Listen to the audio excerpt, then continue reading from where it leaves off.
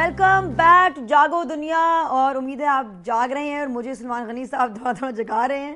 اور بات ہو رہی ہے جمہوریت کے بارے میں, اور یہ میں بات ابھی آپ سے کر رہی تھی کہ آئین جو ہمارا ہے, جو آمروں نے بھی توڑا پھوڑا ہے, جب تک وہ that doesn't become the source and the supreme document in our country, تب تک کیا جمہوریت واقعی میں کسی ملک میں چل سکتی ہے؟ دیکھیں, یہ جو 1973 کا کانسٹیٹیوشن ہے, اس کے سب سے جو پلس پوائنٹ یہ کہ پاکستان کی تمام پولیٹیکل فورسز نے اس کی تائید اور حمایت کی. اور آج بھی میں سمجھتا ہوں کہ وفاق پاکستان میں سب سے اہم چیز جو ہے وہ ہمارا آئین ہے. لیکن جو بات آپ کر رہی ہیں کہ آئین کیوں توڑے جاتے ہیں, آئین توڑنے والوں کے خلاف آرٹیکل 6 کے تحت کارروائی کیوں نہیں ہوتی؟ آج ہمارے پریزیڈنٹ صاحب ریکارڈ پہ ہیں. دیکھیں, اس کا مطلب یہ بات تو آج کلیئر ہو گئی کہ جنرل مشرف کو کسی پارلیمانی عوامی یا سیاسی دباؤ کی بجائے ایک ڈیل کے تحت رخصت کیا گیا. اور یہ بھی طے ہوگی کہ ایجنسیاں ہی چلا رہی ہیں ملک, اور ایک سیاستدان جو آج پریزیڈنٹ ہے وہ کہہ رہا ہے میں خود اس عمل کا حصہ تھا. یہ سارے سیاستدانوں کے لیے لمحہ فکری ہے. Basically actually the force leading the country is the army.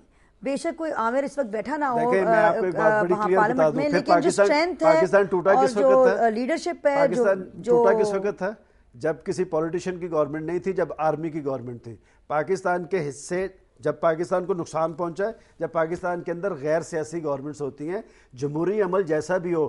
Pakistan آج اگر ایک نیوکلیئر اسٹیٹ ہے, ایک پولیٹیشین نے نیوکلیئر اس کی بنیاد رکھی ذوالفقار علی بھٹو نے, اور ایک سیاستدان نے پاکستان کو نیوکلیئر کنٹری جو ہے ڈکلیئر کروایا دھماکے کر کے. میاں مبارک صاحب ہمارے ساتھ لائن پہ موجود ہیں. السلام علیکم میاں صاحب. وعلیکم السلام, کیسے ہیں آپ؟ ٹھیک ہیں, شکر الحمدللہ سر. میرا ان سے سوال ہے اپنا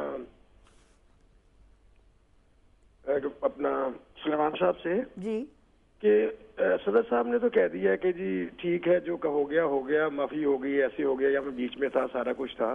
چلے وہ صدر صاحب ہیں, ان کو کچھ بھی نہیں کوئی بھی کہہ سکتا. تو جو میاں محمد نواز شریف صاحب ہیں ہمارے ایکس پرائم منسٹر, وہ اب تک ڈٹے ہوئے ہیں اس کے اوپر کہ بھئی بالکل یہ ہوگا, ایسے ہوگا, میں نے معاف کر دیا سارا کچھ. غنی صاحب اس پہ ذرا تھوڑا سا وضاحت سے بتائیں کہ اس میں کیا وجوہات ہیں اور کیا سسٹم ہے. میں صاحب بڑا امپورٹنٹ آپ نے کویشچن کیا ہے. بات یہ کہ یہ بات تو قوم پہ کلیئر ہو گئی کہ کون جنرل مشرف کی ڈیل میں شامل تھا. اور میاں نواز شریف صاحب اگر ڈٹے کھڑے ہیں تو میں کہتا ہوں کہ خدا کرے کہ وہ کوئی پولیٹیشین تو کسی بنیاد پہ کھڑا رہے. لیکن میاں صاحب اس میں اصل حقیقت یہ ہے کہ آپ کو پتہ ہونا چاہیے کہ ایک سروے رپورٹ آئی جس میں پاکستان کے 71% لوگ جو ہیں وہ جنرل مشرف کا ٹرائل چاہتے ہیں. کس بنیاد پہ چاہتے ہیں وہ ساری قوم کو پتہ ہے کہ ان کے دور کے اندر 2 دفعہ وہ خود تسلیم کرتے ہیں کہ میں نے 3 نومبر 2007 کو آئین توڑا.